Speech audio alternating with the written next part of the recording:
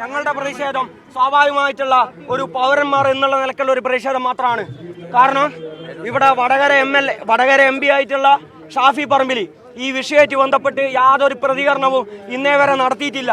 എന്നിട്ട് ഇവിടെ യാതൊരു ഉളുപ്പും ഇല്ലാണ്ട് രാവിലെ മുതൽ ഒരു ഉപവാസ സമരം എന്നുള്ള പേരിൽ രാവിലെ ഇവിടെ കുത്തിരിക്കുക.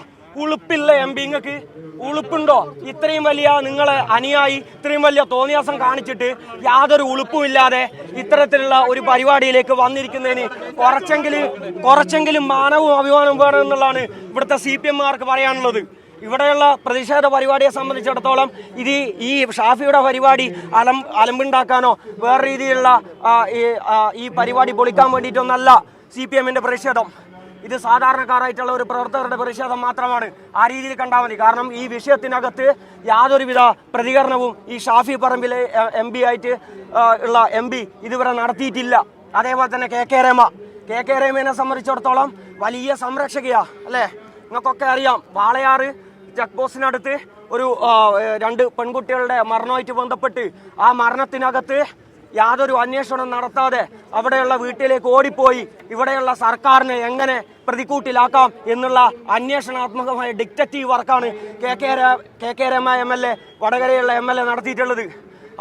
ഇപ്പോൾ ഈ സ്ഥിതി നിങ്ങൾ ആലോചിച്ച് നോക്ക്. ആ MLA ഉൾപ്പെടുന്ന അവരുടെ UDF സംവിധാനത്തിലുള്ള UDF-ന്റെ ഭാഗമായിട്ടുള്ള ഒരു പ്രധാനപ്പെട്ട ഒരു നേതാവ് വലിയ പീഡന പരമ്പരയിൽ ഇങ്ങനെ പെട്ടിരിക്കുക അല്ലേ?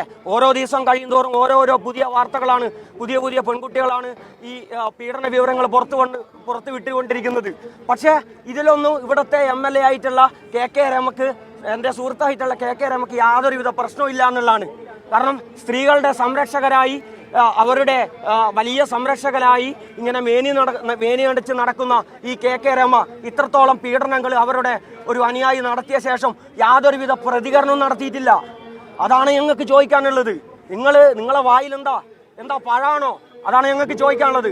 നിങ്ങൾ ഈ വിഷയവുമായിട്ട് ബന്ധപ്പെട്ട് ഇന്നേ വരെ ഒരു വിഷയത്തിലും പ്രതികരിച്ചിട്ടില്ല. പ്രതികരിക്കണം. അങ്ങനെ നിങ്ങളുടെ പ്രതികരണം എന്താണെന്ന് കേൾക്കാൻ ഞങ്ങൾക്ക് ആഗ്രഹമുണ്ട്.